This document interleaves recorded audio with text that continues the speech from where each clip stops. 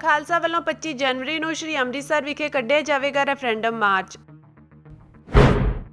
ਜਥੇ ਦੇ ਇੱਕ ਸਿੰਘ ਦੀ ਗ੍ਰਿਫਤਾਰੀ ਨੂੰ ਭਾਈ ਅੰਮ੍ਰਿਤਪਾਲ ਸਿੰਘ ਨੇ ਦੱਸਿਆ ਨਜਾਇਜ਼। CBSE ਵੱਲੋਂ ਪੰਜਾਬੀ ਮਾਂ ਬੋਲੀ ਨੂੰ ਲੈ ਕੇ ਜਾਰੀ ਸਰਕੂਲਰ ਦਾ ਵਿਰੋਧ ਕਰੇਗੀ ਜਾਗੋ ਪਾਰਟੀ। दल खालसा जो सालों तो पंजाब के लोगों लिए वखरे वतन की वकालत करता आ रहा है, इस महीने के आखिरी हफ्ते UN अधीन पंजाब विच रैफरेंडम कराउण की अपनी मंग नूं उजागर करन लई सवै निर्णय के अधिकार राही मार्च कढेगा। इस महीने के आखिरी हफ्ते गणतंत्र दिवस तो पहला 25 जनवरी नूं अमृतसर विच यह मार्च कढिया जाएगा। इस संबंधी मता सिख जथेबंदी के प्रधान हरपाल सिंह चीमा की प्रधानगी हेठ हुई कार्यकारिणी की मीटिंग विच पास किया गया। दल खालसा के बुलारे ने कहा कि जदों तो भारतीय संविधान होंद विच आया है, साडी धार्मिक पछाण नाल समझौता किया गया है, साडियां समाजिक सभ्याचारक अते राजनीतिक इच्छावां नूं कुचल दिता गया है, साडी आर्थिक समर्था नूं कमज़ोर किया गया है अते साडे मनुखी अधिकारां दी घोर दुरवरतों की गई है। समूह आगूआं ने लोकां नूं आज़ादी दी लड़ाई विच शामिल होण दी अपील करदिआं कहा कि पंजाब दा अपनी राजधानी अते जल स्रोतां ते भी मालकी हक नहीं है। दल खालसा 25 जनवरी नूं ਅੰਮ੍ਰਿਤਸਰ शहर दे विच पंजाब दे विच ਰੈਫਰੈਂਡਮ कराउण दी मंग नूं लै के मार्च करेगा। साडी ये मंग है कि पंजाब दे UN के अधीन रैफरेंडम होना चाहिए है, जिस दे राही पंजाब के लोग ये तय करनगे कि उन्होंने इंडिया के नाल रहना आ या नहीं रहना। सो असी हर उस पंजाब वासी नूं अपील करते हैं जिहड़ा पंजाब की आज़ादी की तांग रखता है कि वह इस प्रोग्राम दे विच शामिल होवे। पिछले लंबे समय तो गाहे बगाहे असी अपने हर प्रोग्राम के विच रैफरेंडम की गल करते आ रहे हैं, पर यह पहली बार आ कि सीधे रूप दे विच सिर्फ रैफरेंडम नूं ही लैके एक प्रोग्राम पंजाब दे विच कीता जावेगा। बेशक रैफरेंडम शब्द नूं लैके बहुत सारा सरकारां ने कन्फ्यूजन लोगों के क्रिएट की है, वो सारिया कन्फ्यूजनस इस प्रोग्राम के क्लीयर कीतियां जाणगियां और असी चाहुंदे आ कि पंजाब दे विच रैफरेंडम UN के अधीन जिहड़ा है कराया जाए और इंडियन जिहड़ा कॉन्स्टिट्यूशन है, जिहड़ा संविधान है, उहदी तरमीम की जाए, उहनूं अमेंड किया जाए और उस दे विच बकायदा ये हक दिता जाए कि जिहड़े भी संघर्ष कर रही कौमां ने, जिहड़े भी खिते संघर्ष कर रहे हैं, उन्होंने स्वै निर्णय का अधिकार संविधानक रूप में दिता जाए। वारिस पंजाब के जथेबंदी के नौजवान लीडर अंम੍ਰਿਤਪਾਲ ਸਿੰਘ ने अपने जथे के सिंह वरिंदर सिंह फौजी की गिरफ्तारी नूं नजायज़ दस्सिया है। पट्टी थाणे विच फौजी खिलाफ मामला दर्ज किया गया है, जिस तो बाद अंम੍ਰਿਤਪਾਲ ਸਿੰਘ थाणा सदर पट्टी जिला तरनतारन के बाहर पहुंचे और सारी घटना बारे खुद जानकारी दी। अंम੍ਰਿਤਪਾਲ ਸਿੰਘ ने दस्सिया कि कोई होर गुरभेज सिंह है और उसके प्यो का नाम भी वखरा है। प्रशासन ने यह वेखना भी जरूरी नहीं समझिया कि जिस दे लाइसेंस नूं रद्द करवाउण लई FIR की कॉपी नाल ला रहे हैं, वह FIR ही कोई होर है और बंदा भी कोई होर है। होर गुरभेज सिंह है, ਉਹਦੇ ਪਿਓ ਦਾ ਨਾਮ ਹੀ ਵੱਖਰਾ ਹੈ। ਮਤਲਬ ਪ੍ਰਸ਼ਾਸਨ ਨੇ ਇਹ ਵੇਖਣਾ ਵੀ ਜ਼ਰੂਰੀ ਨਹੀਂ ਸਮਝਿਆ ਵੀ ਉਹਦੇ ਲਾਇਸੈਂਸ ਨੂੰ ਕੈਂਸਲ ਕਰਾਉਣ ਲਈ ਜਿਹੜੀ ਅਸੀਂ FIR ਨਾਲ ਲਾ ਰਹੇ ਹਾਂ ਦੀ ਕਾਪੀ, ਉਹ FIR ਕੋ ਹੋਰ ਹੈ ਤੇ ਕੋ ਬੰਦਾ ਵੀ ਕੋ ਹੋਰ ਹੈ। ਹੁਣ ਉਹ ਤੋਂ ਬਾਅਦ ਚ ਇਹ ਸਾਡਾ ਦੂਜਾ ਸਿੰਘ ਹੈ ਜਿਹੜਾ ਆਪਣਾ ਕੀ ਨਦੀ ਦਾ ਵਰਿੰਦਰ ਸਿੰਘ ਫੌਜੀ, ਜਿਹੜਾ ਸਾਡੇ ਜਥੇ ਦੇ ਨਾਲ ਸਿੰਘ ਰਹਿੰਦਾ, ਉਹ ਆਪਣੇ ਘਰ ਪਰਿਵਾਰ ਨੂੰ ਮਿਲਣ ਆਇਆ। ਸਵੇਰੇ ਉਹਨੂੰ ਕਿਸੇ ਬਹੁਤ ਕ੍ਰਿਮੀਨਲ ਦੇ ਵਾਂਗੂ ਘਰੋਂ ਇਹਨਾਂ ਨੇ ਲਿਆ ਤੇ ਰੋਜ਼ ਸਵੇਰ ਦਾ ਕਦੀ ਕਿਸੇ ਥਾਣੇ ਕਦੀ ਕਿਸੇ ਥਾਣੇ ਲੈ ਕੇ ਤੁਰੇ ਫਿਰਦੇ ਨੇ। ਪਰਚਾ ਕੀ ਹੈ ਜੀ, ਲਿਖਿਆ ਵੀ ਸਾਨੂੰ ਸੂਹ ਮਿਲੀ ਹੈ, ਇਹਦੇ ਕੋਲੋਂ ਨਜਾਇਜ਼ ਅਸਲਾ ਬਰਾਮਦ ਹੋਇਆ ਹੋ ਸਕਦਾ ਹੈ। ਜਦੋਂ ਉਹਦੇ ਕੋਲੋਂ ਗਏ ਆ, ਉਹਦੇ ਕੋਲੋਂ ਇੱਕ ਗਨ ਬਰਾਮਦ ਹੋਈ ਹੈ, ਜਿਹੜੀ ਉਹ ਗਨ ਹਾਊਸ ਦੇ ਕੋਲੋਂ ਲੈ ਕੇ ਆਇਆ ਆਪਣੀ ਗਨ ਜਮ੍ਹਾਂ ਕਰਾ ਕੇ, ਜਿਹੜੀ ਟੋਟਲੀ ਲੀਗਲ ਹੈ, ਜਿਹਦੇ 'ਚ ਕੋਈ ਇਲੀਗਲ ਮਸਲਾ ਨਹੀਂ ਹੋ ਸਕਦਾ। ਇਹ ਗਨ ਹਾਊਸ ਤੋਂ ਇਹਨਾਂ ਨੇ ਵੈਰੀਫਿਕੇਸ਼ਨ ਕੀਤੀ, ਉਹਨਾਂ ਨੇ ਯੈਸ ਕਰ ਦਿੱਤਾ ਵੀ ਠੀਕ ਹੈ ਜੀ, ਇਹ ਬੰਦਾ ਸਾਡੇ ਕੋਲੋਂ ਜਾਇਜ਼ ਰੂਪ ਦੇ ਵਿੱਚ ਗਨ ਲੈ ਕੇ ਗਿਆ ਔਰ ਇਹ ਆਪਣੇ ਲਾਇਸੈਂਸ 'ਤੇ ਚੜਾ ਲੂਗਾ। ਉਹਦਾ 1 ਸਾਲ ਦਾ ਸਮਾਂ ਹੁੰਦਾ ਇਲੀਗਲੀ ਚੜਾਉਣ ਦਾ।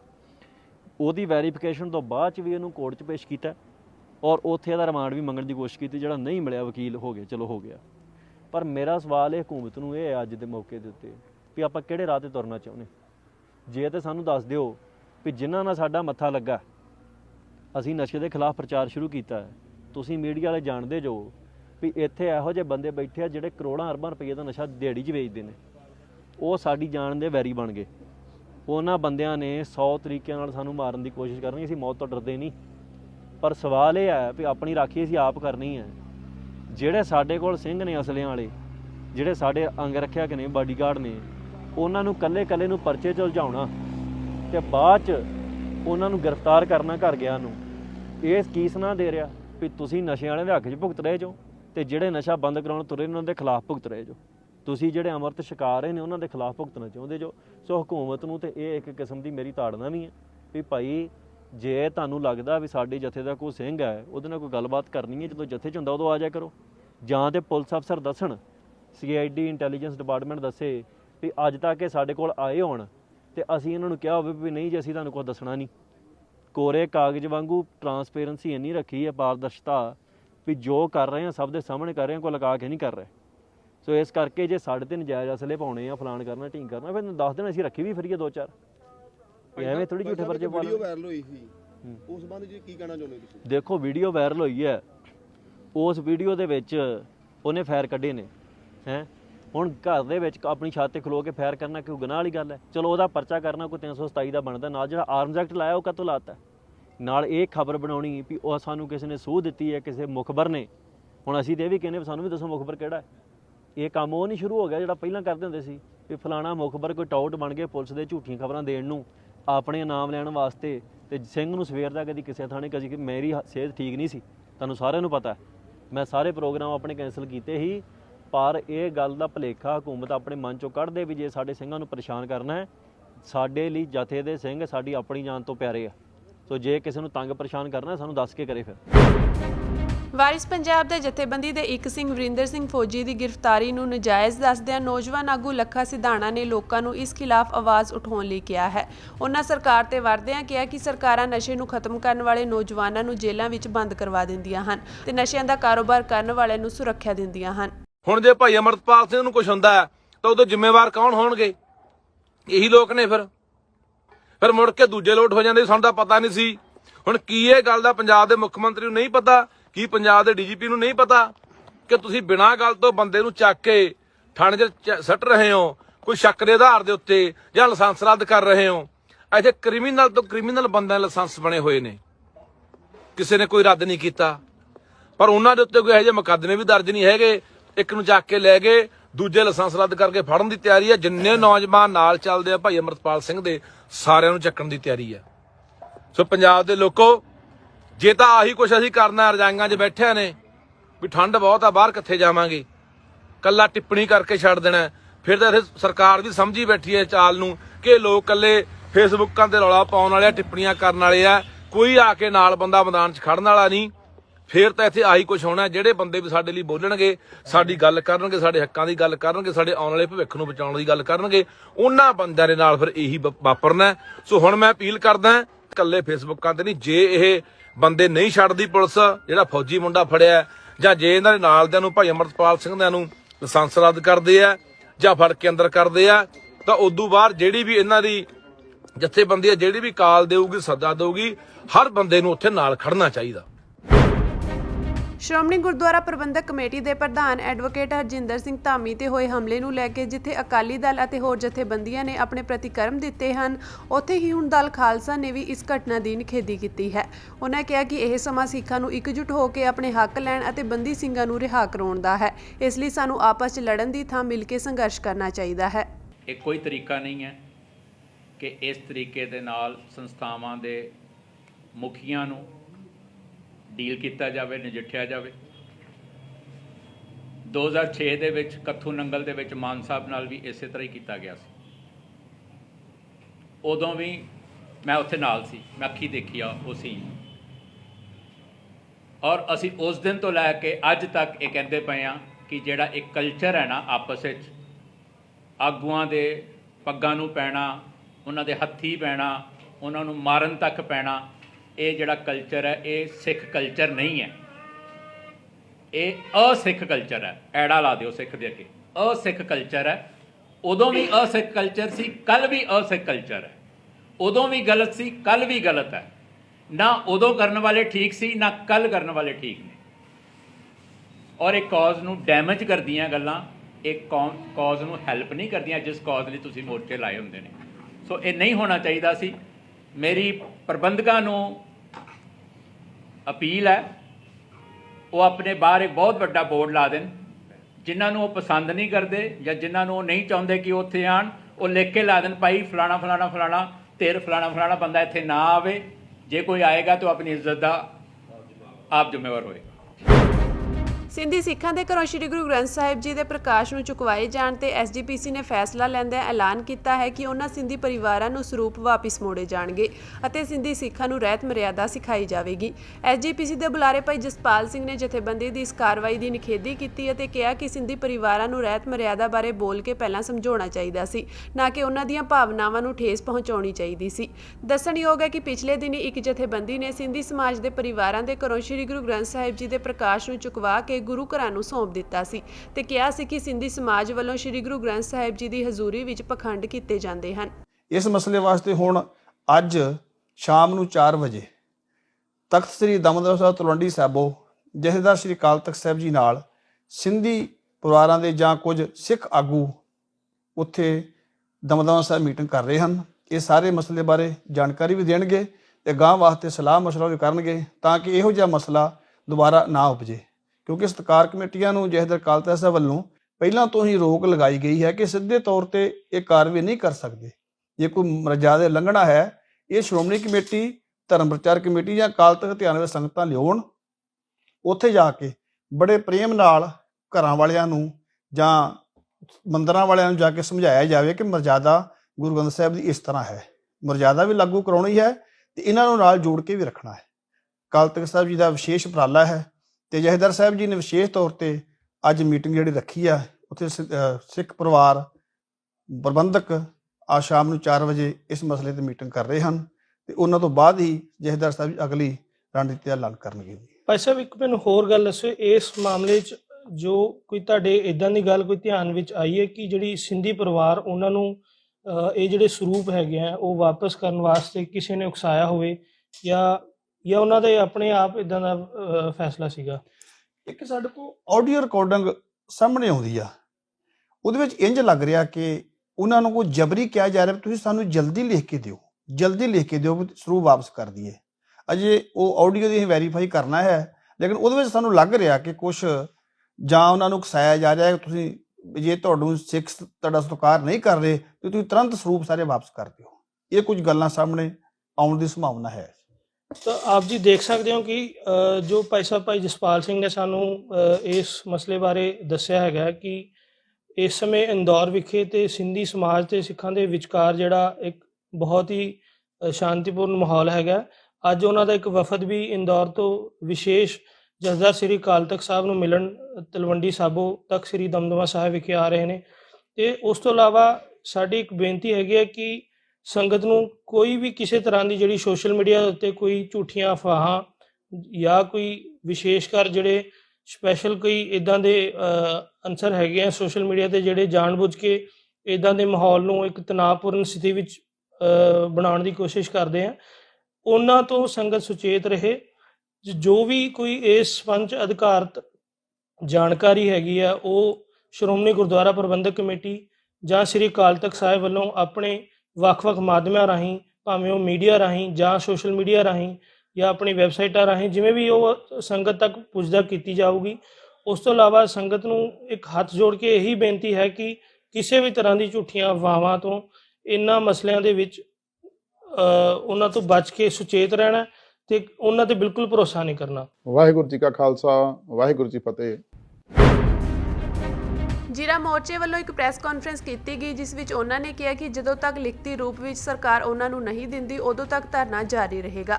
ਇਸ ਤੋਂ ਇਲਾਵਾ ਉਹਨਾਂ ਨੇ ਮੰਗ ਕੀਤੀ ਹੈ ਕਿ ਫੈਕਟਰੀ ਕਿੰਨਾ ਕਾਰਨਾਂ ਕਰਕੇ ਬੰਦ ਕੀਤੀ ਗਈ ਹੈ ਉਹ ਜਨਤਕ ਕੀਤੇ ਜਾਣ, ਨਹਿਰੀ ਪਾਣੀ ਦਾ ਪ੍ਰਬੰਧ ਕੀਤਾ ਜਾਵੇ, ਪਰਚੇ ਰੱਦ ਕੀਤੇ ਜਾਣ, ਮ੍ਰਿਤਕਾਂ ਦੇ ਪਰਿਵਾਰਾਂ ਨੂੰ ਮੁਆਵਜ਼ਾ ਦਿੱਤਾ ਜਾਵੇ, ਇਲਾਕੇ ਦੇ ਵਾਤਾਵਰਣ ਪ੍ਰੇਮੀਆਂ ਦੀ ਇੱਕ ਕਮੇਟੀ ਬਣਾਈ ਜਾਵੇ, ਫੈਕਟਰੀ ਦੇ ਮਾਲਕ ਤੇ ਕਾਨੂੰਨੀ ਕਾਰਵਾਈ ਕੀਤੀ ਜਾਵੇ ਅਤੇ ਬਿਮਾਰਾਂ ਦਾ ਮੁਫਤ ਇਲਾਜ ਕਰਾਇਆ ਜਾਵੇ। ਅਸੀਂ ਸਰਕਾਰ ਤੋਂ ਮੰਗ ਕਰਦੇ ਹਾਂ ਕਿ ਮਾਲ ਬਰੋਜ ਫੈਕਟਰੀ ਜਿਹੜੀ ਪਿੰਡ ਮਸੂਰਵਾਲ ਕਲਾਂ ਵਿਖੇ ਲੱਗੀ ਹੋਈ ਹੈ, ਉਹਦੇ 3 ਯੂਨਿਟ ਸਾਰੇ ਯੂਨਿਟ ਬੰਦ ਕੀਤੇ ਜਾਣ ਅਤੇ ਨੋਟੀਫਿਕੇਸ਼ਨ ਜਾਰੀ ਕਰਕੇ ਜਿਹੜੇ ਕਾਰਨਾਂ ਕਰਕੇ ਫੈਕਟਰੀ ਬੰਦ ਕੀਤੀ ਹੀ ਆ ਉਹ ਜਨਤਕ ਕੀਤੇ ਜਾਣ। ਦੂਸਰੀ ਬੇਨਤੀ, ਜਿਨ੍ਹਾਂ ਸਾਡੇ ਵੀਰਾਂ ਤੇ ਨਜਾਇਜ਼ ਪਰਚੇ ਕੀਤੇ ਗਏ ਆ ਉਹਨਾਂ ਦੇ ਸਾਰੇ ਪਰਚੇ ਰੱਦ ਕੀਤੇ ਜਾਣ ਅਤੇ ਜਿਹੜੇ ਸਾਡੇ ਵੀਰ ਧਰਨਾਕਾਰੀ ਜੇਲ੍ਹਾਂ ਵਿੱਚ ਗਏ ਆ ਜਾਂ ਜਿੰਨਾ ਵੀ ਨੁਕਸਾਨ ਹੋਇਆ ਉਹਦੀ ਭਰਪਾਈ ਕੀਤੀ ਜਾਵੇ।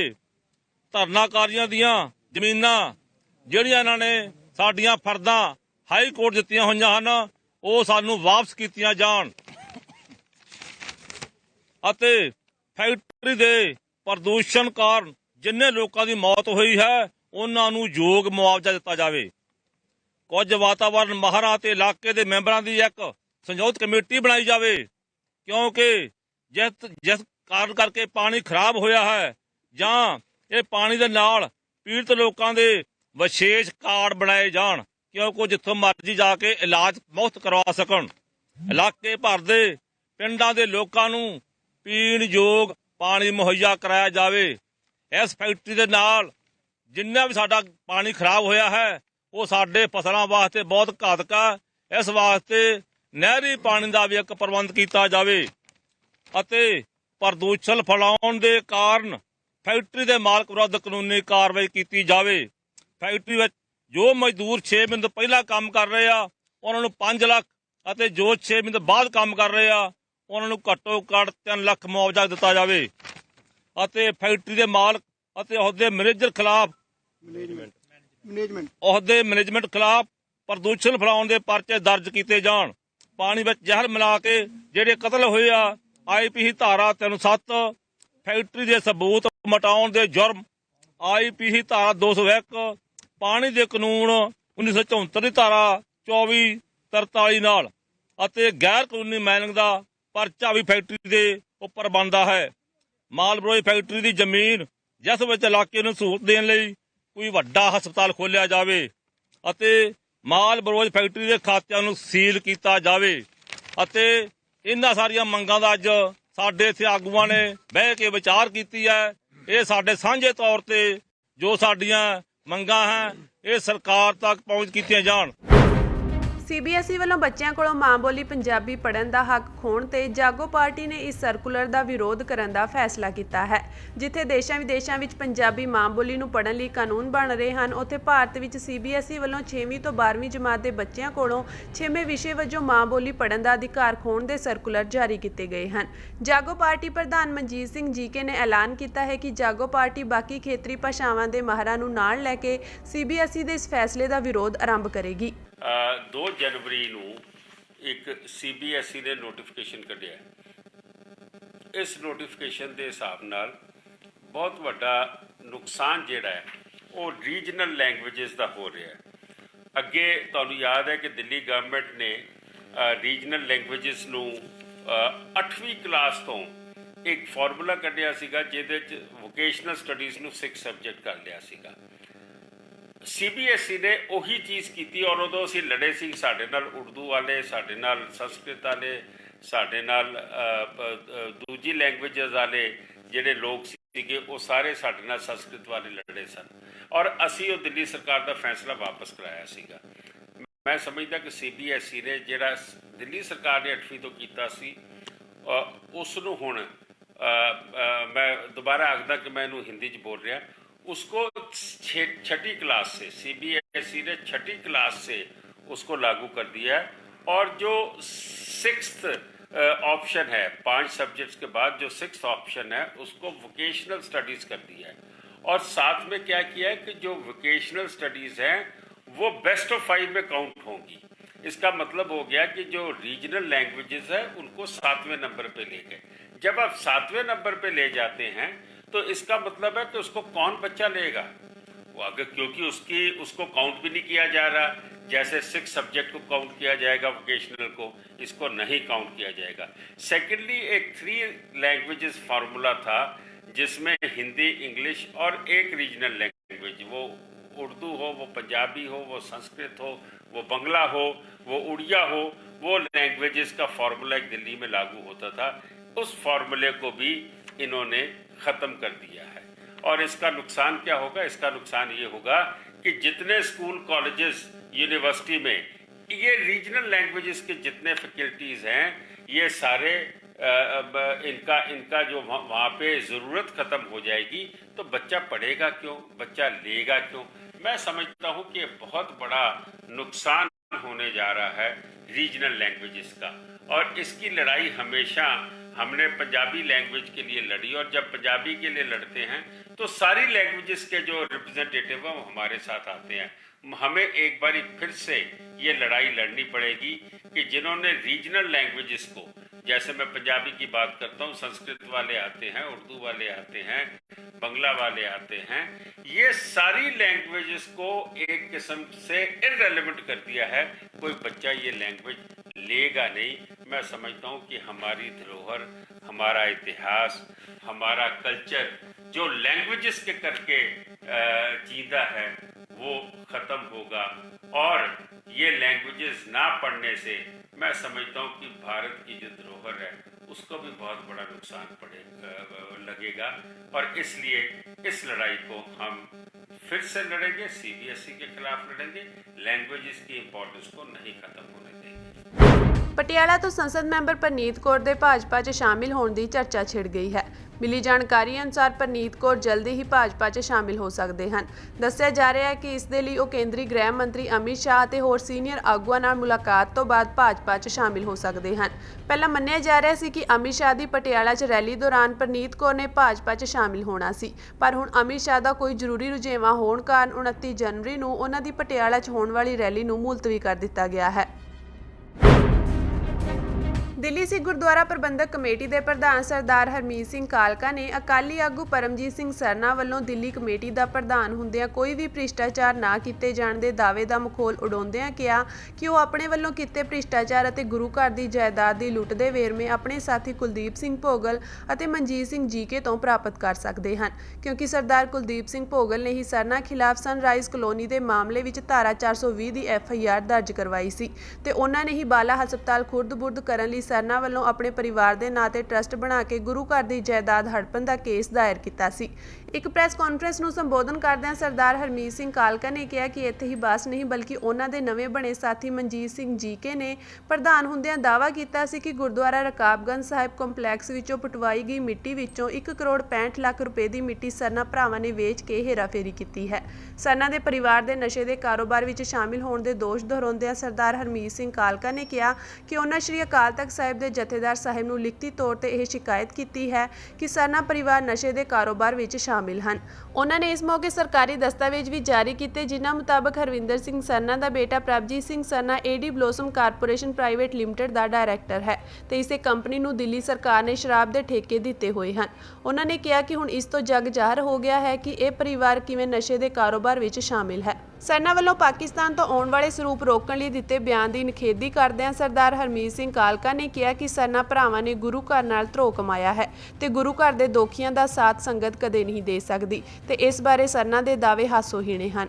ਕੱਲ ਤੁਸੀਂ ਗੱਲ ਕੀਤੀ ਕਿ ਜੀ ਮੇਰੇ ਉੱਤੇ ਇਲਜ਼ਾਮ ਲਾਇਆ ਹਰਮੀਤ ਸਿੰਘ ਕਾਲਕੇ ਨੇ ਕਿ ਜੀ ਮੈਂ ਗੁਰੂ ਘਰ ਦੀ ਜਾਇਦਾਦ ਖੁਰਦ-ਬੁਰਦ ਕੀਤੀ ਹੈ ਔਰ ਮੈਂ ਉਹਦਾ ਬਾਰੇ ਅਕਾਲ ਤਖਤ ਸਾਹਿਬ ਦੇ ਜਥੇਦਾਰ ਨੂੰ ਕਹਾਂਗਾ। ਮੈਂ ਸਰਨਾ ਸਾਹਿਬ ਤੁਹਾਨੂੰ ਕਹਿਣਾ ਚਾਹੁੰਦਾ ਕਿ ਤੁਸੀਂ ਇੰਨੀ ਦੂਰ ਜਥੇਦਾਰ ਅਕਾਲ ਤਖਤ ਸਾਹਿਬ ਕੋਲ ਕਿਉਂ ਜਾ ਰਹੇ ਹੋ? ਜਦ ਤੁਸੀਂ ਪ੍ਰੈਸ ਕਾਨਫਰੰਸ ਕਰ ਰਹੇ ਹੋ ਤੁਹਾਡੇ ਖੱਬੇ ਹੱਥ ਤੇ ਤੁਹਾਡਾ ਉਹ ਸਾਥੀ ਅੱਜ ਬੈਠਾ ਹੈ ਜਿਹਨੇ ਤੁਹਾਡੇ ਖਿਲਾਫ ਸਨਲਾਈਟ ਕਲੋਨੀ ਦੇ ਵਿੱਚ 420 ਦਾ ਮੁਕੱਦਮਾ ਕੀਤਾ, ਜਿਹਨੇ ਤੁਹਾਡੇ ਖਿਲਾਫ ਗੁਰਦੁਆਰਾ ਬਾਲਾ ਸਾਹਿਬ ਨੂੰ ਵੇਚਣ ਦੇ ਮੁਕੱਦਮੇ ਕੀਤੇ। ਸਰਦਾਰ ਕੁਲਦੀਪ ਸਿੰਘ ਭੋਗਲ ਤੁਹਾਡੇ ਨਾਲ ਬੈਠੇ ਹੈ। ਤੁਹਾਨੂੰ ਇੰਨੀ ਦੂਰ ਜਾਣ ਦੀ ਲੋੜ ਕੀ ਹੈ? ਸੰਗਤ ਦੇਖਦੀ ਪਈ ਹੈ। ਸੰਗਤ ਦੇ ਸਮੇਂ ਦੇ ਵਿੱਚ ਤੁਹਾਡੇ ਪ੍ਰਧਾਨਗੀ ਦੇ ਸਮੇਂ ਦੇ ਵਿੱਚ ਸੰਗਤ ਨੇ ਤੁਹਾਨੂੰ ਉੱਥੋਂ ਕੱਢਿਆ। ਜਿਸ ਤਰੀਕੇ ਦੇ ਨਾਲ ਗੁਰੂ ਘਰ ਦੀ ਜਾਇਦਾਦ ਨੂੰ ਤੁਸੀਂ ਆਪਣੇ ਨਾਮ ਤੇ ਆਪਣੇ ਪਰਿਵਾਰ ਦੇ ਨਾਮ ਦੇ ਉੱਤੇ ਟਰਸਟ ਬਣਾ ਕੇ ਖਾਣ ਦੀ ਕੋਸ਼ਿਸ਼ ਕੀਤੀ ਸੀ, ਤੁਹਾਨੂੰ ਸਰਦਾਰ ਕੁਲਦੀਪ ਸਿੰਘ ਭੋਗਲ ਨੇ ਉਹਦੀ FIR ਕਰਾਈ ਹੈ, ਉਹਨਾਂ ਕੋਲ ਪੁੱਛ ਲਵੋ। ਦੂਸਰੇ ਪਾਸੇ ਤੁਹਾਡੇ ਹੱਥ ਠੋਕਾ ਤੁਹਾਡੇ ਖਾਸ ਅੱਜ ਦੀ ਡੇਟ ਵਿੱਚ ਤੁਹਾਡੇ ਹਮਸਾਇਆ ਬੜੇ ਹੋਏ ਸਰਦਾਰ ਮਨਜੀਤ ਸਿੰਘ ਜੀਕੇ ਨੇ ਤੁਹਾਡੇ ਉੱਤੇ ਇਲਜ਼ਾਮ ਲਾਏ ਨੇ ਕਿ ਗੁਰੂ ਤੇਗ ਬਹਾਦਰ ਸਾਹਿਬ ਦੇ ਸਥਾਨ ਦੀ ਜਿਸ ਵਕਤ ਖੁਦਾਈ ਹੋਈ ਉਹਦੀ ਮਿੱਟੀ ਤੁਸੀਂ ਜਿਹੜੀ ਹੈ 1 ਕਰੋੜ 65 ਲੱਖ ਰੁਪਏ ਦੇ ਵਿੱਚ ਵੇਚੀ ਹੈ। ਤੁਹਾਨੂੰ ਇਹਦੇ ਬਾਰੇ ਤੇ ਇੰਨੀ ਦੂਰ ਜਾਣ ਦੀ ਲੋੜ ਹੀ ਨਹੀਂ ਹੈ। ਇਹ ਲੋਕ ਰੋਜ਼ ਸ਼ਾਮੀ ਤੁਹਾਡੇ ਨਾਲ ਚਾਹ ਤੇ ਬੈਠਦੇ ਨੇ, ਤੁਸੀਂ ਇਹਨਾਂ ਕੋਲੋਂ ਡਿਟੇਲਾਂ ਮੰਗ ਲਓ ਬਈ ਤੁਸੀਂ ਮੇਰੇ ਤੇ ਇਲਜ਼ਾਮ ਲਾਏ ਸੀ, ਇਹ ਗੱਲ ਠੀਕ ਹੈ ਕਿ ਗਲਤ ਹੈ, ਇਹੀ ਤੁਹਾਨੂੰ ਜਵਾਬ ਦੇ ਦੇਣਗੇ। ਸੋ ਇਸ ਕਰਕੇ ਜਿਹੜੀਆਂ ਤੁਸੀਂ ਇਲਜ਼ਾਮਬਾਜ਼ੀ ਸਾਡੇ ਲੋਕਾਂ ਤੇ ਗੱਲ ਕਰਦੇ ਹੋ, ਗੁਰੂ ਗ੍ਰੰਥ ਸਾਹਿਬ ਦੇ ਬਾਰੇ ਤੁਸੀਂ ਕਿਹਾ ਜੀ ਕਿ ਮੈਂ ਜਥੇਦਾਰ ਸਾਹਿਬ ਨੂੰ ਕਹਾਂਗਾ ਕਿ ਗੁਰੂ ਗ੍ਰੰਥ ਸਾਹਿਬ ਦੀ ਬੇਦਬੀ ਕੀਤੀ ਹੈ। ਮੈਂ ਬਿਲਕੁਲ ਕਹਿੰਦਾ ਕਿ ਜਿਹੜਾ ਇਨਸਾਨ ਗੁਰੂ ਗ੍ਰੰਥ ਸਾਹਿਬ ਦੀ ਬੇਦਬੀ ਦੇ ਬਾਰੇ ਸੋਚੇ ਵੀ ਉਹਨੂੰ ਅਕਾਲ ਤਖਤ ਸਾਹਿਬ ਤੇ ਬੁਲਾ ਕੇ ਪੰਥ ਤੋਂ ਛੇਕ ਦੇਣਾ ਚਾਹੀਦਾ। ਔਰ ਇਹ ਗੱਲ ਮੈਂ ਇਸ ਕਰਕੇ ਕਹਿ ਰਿਹਾ ਕਿਉਂਕਿ ਗੁਰੂ ਗ੍ਰੰਥ ਸਾਹਿਬ ਮਹਾਰਾਜ ਦੇ ਅਕੀਦਾ ਰੱਖਦੇ ਆ, ਗੁਰੂ ਗ੍ਰੰਥ ਸਾਹਿਬ ਮਹਾਰਾਜ ਤੇ ਭਰੋਸਾ ਰੱਖ ਕੇ ਅੱਜ ਇੱਥੇ ਗੁਰੂ ਘਰ ਦੀਆਂ ਸੇਵਾ ਦੇ ਵਿੱਚ ਬੈਠੇ ਆ। ਔਰ ਤੁਸੀਂ ਜਿਹੜਾ ਪਾਰਟੀ ਦੇ ਵਿੱਚ ਅੱਜ ਪ੍ਰਧਾਨਗੀਆਂ ਕਰ ਰਹੇ ਹੋ ਉਹਨਾਂ ਪਾਰਟੀ ਦੇ ਆਪਣੇ ਪ੍ਰਧਾਨਾਂ ਨੂੰ ਪੁੱਛੋ ਕਿ ਜਿਹੜੀ ਗੁਰੂ ਗ੍ਰੰਥ ਸਾਹਿਬ ਮਹਾਰਾਜ ਦੀ ਬੇਦਬੀਆਂ ਹੋਈਆਂ, ਜਿਹੜੇ ਬਰਗਾੜੀ ਦਾ ਕਾਂਡ ਹੋਇਆ, ਕਿਆ ਉਹਦੇ ਜ਼ਿੰਮੇਵਾਰ ਉਹ ਪਾਰਟੀ ਨਹੀਂ? ਅੱਜ ਪੂਰਾ ਪੰਜਾਬ, ਪੂਰਾ ਹਿੰਦੁਸਤਾਨ पूरी दुनिया ਦੇ ਵਿੱਚ ਪਤਾ ਹੈ ਕਿ ਪੰਥ ਦੀ ਸਿਰਮੌਰ ਜਥੇਬੰਦੀ ਸ਼੍ਰੋਮਣੀ ਅਕਾਲੀ ਦਲ ਦਾ ਜਿਹੜਾ ਹਾਸ਼ਰ ਹੋਇਆ ਉਹ ਸਿਰਫ ਤੇ ਸਿਰਫ ਗੁਰੂ ਗ੍ਰੰਥ ਸਾਹਿਬ ਮਹਾਰਾਜ ਦੀ ਬੇਦਬੀ ਔਰ ਜਿਨ੍ਹਾਂ ਦੀ ਪ੍ਰਧਾਨਗੀ ਹੇਠ ਹੋਈ ਉਹਨਾਂ ਦੇ ਕੋਲ ਹੋਇਆ। 328 ਸਰੂਪ ਮਹਾਰਾਜ ਦੇ ਗਾਇਬ ਹੋਏ। ਤੁਸੀਂ ਇੱਕ 10 ਸਾਲ ਕਈ ਮਹੀਨੇ ਕਈ ਸਾਲ ਤੁਸੀਂ ਸੜਕਾਂ ਦੇ ਉੱਤੇ ਲੜਾਈ ਲੜਦੇ ਰਹੇ ਹੋ, ਇਹਦੇ ਉੱਤੇ ਗੱਲ ਕਰਦੇ ਰਹੇ ਔਰ ਜਿਸ ਦਿਨ ਤੁਸੀਂ ਉਹਨਾਂ ਦੀ ਝੋਲੀ ਜਾ ਕੇ ਬੈਠਦੇ ਹੋ ਤੇ ਤੁਸੀਂ ਕਹਿ ਦਿੰਦੇ ਹੋ ਕਲੈਰੀਕਲ ਮਿਸਟੇਕ ਹੈ। ਸੋ ਲੋਕਾਂ ਨੂੰ ਗੁੰਮਰਾਹ ਕਰਨਾ ਬੰਦ ਕਰੋ। ਕੌਮੀ ਰਾਜਧਾਨੀ ਦਿੱਲੀ ਵਿੱਚ ਔਰਤਾਂ ਦੀ ਸੁਰੱਖਿਆ ਨੂੰ ਲੈ ਕੇ ਇੱਕ ਵਾਰ ਫਿਰ ਤੋਂ ਸਵਾਲ ਉੱਠ ਰਹੇ ਹਨ। ਇਸ ਵਾਰ ਦਿੱਲੀ ਮਹਿਲਾ ਕਮਿਸ਼ਨ ਦੀ ਚੇਅਰਪਰਸਨ ਸ਼ਵਾਤੀ ਮਾਲੀਵਾਲ ਨਾਲ ਅਜਿਹਾ ਹੋਇਆ ਹੈ। ਉਹਨਾਂ ਨੇ ਦੱਸਿਆ ਕਿ ਬੀਤੀ ਦੇਰ ਰਾਤ ਜਦੋਂ ਉਹ ਦਿੱਲੀ ਵਿੱਚ ਔਰਤਾਂ ਦੀ ਸੁਰੱਖਿਆ ਦੀ ਸਥਿਤੀ ਦਾ ਨਿਰੀਖਣ ਕਰ ਰਹੀ ਸੀ ਤਾਂ ਇੱਕ ਕਾਰ ਡਰਾਈਵਰ ਨੇ ਨਸ਼ੇ ਦੀ ਹਾਲਤ ਵਿੱਚ ਉਸ ਨਾਲ ਛੇੜਛਾੜ ਕੀਤੀ। ਉਹਨਾਂ ਕਿਹਾ ਕਿ ਜਦੋਂ ਉਹਨਾਂ ਨੇ ਉਸ ਨੂੰ ਫੜਨ ਦੀ ਕੋਸ਼ਿਸ਼ ਕੀਤੀ ਤਾਂ ਉਸਨੇ ਕਾਰ ਦੇ ਸ਼ੀਸ਼ੇ ਉੱਪਰ ਕਰਕੇ ਉਹਨਾਂ ਦਾ ਹੱਥ ਫਸਾ ਦਿੱਤਾ। ਇਸ ਤਰ੍ਹਾਂ ਕਰਨ ਨਾਲ ਉਹ ਬੰਦਾ ਉਹਨਾਂ ਨੂੰ 15 ਮੀਟਰ ਤੱਕ ਘੜੀਸ ਕੇ ਲੈ ਗਿਆ। ਉਹਨਾਂ ਕਿਹਾ ਕਿ ਜੇਕਰ ਦਿੱਲੀ ਵਿੱਚ ਮਹਿਲਾ ਕਮਿਸ਼ਨ ਦੀ ਚੇਅਰਪਰਸਨ ਸੁਰੱਖਿਅਤ ਨਹੀਂ ਹੈ ਤਾਂ ਔਰਤਾਂ ਦੀ ਸੁਰੱਖਿਆ ਦੀ ਸਥਿਤੀ ਦਾ ਅੰਦਾਜ਼ਾ ਲਗਾਇਆ ਜਾ ਸਕਦਾ ਹੈ। ਡੀਜੀਪੀ ਦੱਖਣੀ ਚੰਦਨ ਚੌਧਰੀ ਨੇ ਦੱਸਿਆ ਕਿ ਮਾਲੀਵਾਲ ਦੇ ਅਨੁਸਾਰ ਉਹ all India institute of medical sciences ਦੇ ਬਾਹਰ ਆਪਣੀ ਟੀਮ ਦੇ ਨਾਲ ਨਿਰੀਖਣ ਕਰਨ ਗਏ ਸਨ। क्या कुछ हुआ था, कैसे क्या किस पे शक है? मैं कल रात दिल्ली की सड़कों पर इंस्पेक्शन करने निकली थी क्योंकि मैं ये देखना चाहती थी कि जो बड़े बड़े वादे किए जाते हैं महिला सुरक्षा को लेकर क्या सच में कुछ बदलाव हुआ है दिल्ली में अंजलि के इंसिडेंट के बाद। तो मैं अकेली खड़ी थी, एम्स बस स्टॉप के ऑपोजिट साइड पे खड़ी थी और मैंने देखा कि एक एक करके गाड़ियां रुकने लग गईं, ट्रक्स रुकने लग गए और एक गाड़ी आकर जो वाइट बलेनो गाड़ी थी वो बिल्कुल आकर मेरे साथ खड़ी हो गई और उसमें जो आदमी बैठा हुआ था वो नशे में धुत था और वो बार बार मुझे पूछने लगा, मुझे पेस्टर करने लगा कि मैं उसकी गाड़ी में बैठूं और वो मुझे छोड़ देगा। जब मैंने उसको मना करा तो उसने काफ़ी बार मुझे बोला और फिर गुस्से में वो चला गया, लेकिन 10 मिनट के बाद वो फिर वहाँ पहुँचा और मैंने उसको फिर पहचाना और फिर मैंने उसको फिर बोला कि मेरे को आपके साथ नहीं जाना और वो मुझे फोर्स करता रहा और इसके बाद उसने गंदे जेस्चर्स करने शुरू करे, बड़ी गंदी हरकतें करनी शुरू करी, जिस पे जब मैंने उसे पकड़ने की कोशिश करी तो तुरंत उसने विंडो ऊपर कर दी और मेरा हाथ गाड़ी के अंदर अटक गया और उसने एक्सीलरेटर पे बहुत जोर से पैर डाला जिससे कि गाड़ी एकदम भागी और मैं उसके साथ लटक गई और 10-15 मीटर तक वो मुझे घसीट कर लेकर गया। फिर एक आदमी मेरी टीम का ही वहाँ पे कूदा और उसने भी चिल्लाया, मैंने भी चिल्लाया, तब जाके उसने मुझे छोड़ा। अगर वो मुझे उस वक्त नहीं छोड़ता तो मैं भी अंजलि के तरह मेरे साथ भी कल बहुत बड़ी कोई घटना घटती। अंजलि के साथ ये देखिए कि क्या हाल है दिल्ली में सुरक्षा व्यवस्था के लिए। ये महिला सुरक्षा है कि दिल्ली की महिला आयोग की अध्यक्ष तक सुरक्षित नहीं है। तो हम दिल्ली महिला आयोग हैं, हम ग्राउंड पे काम करते हैं और हमें ये नहीं लगता कि एसी ऑफिस से महिला आयोग चलता है। हम दिन में भी काम करते हैं, हम रात में भी काम करते हैं, हम फील्ड पे भी काम करते हैं और जिन लोगों को ये लगता है कि इनसे मैं डर जाऊंगी तो इन चीज़ों से मैं बिल्कुल डरने वाली नहीं हूँ। मेरे को धमकियाँ मिली है, रेप की, डेथ थ्रेट्स मिले हैं, अटैक हुआ है मेरे ऊपर, फिर भी हम लोग बिना किसी सिक्योरिटी के अकेले लड़ते रहते हैं और लड़ते रहेंगे और भगवान ने कल मुझे बचाया है और भगवान ही आगे बचाएगा।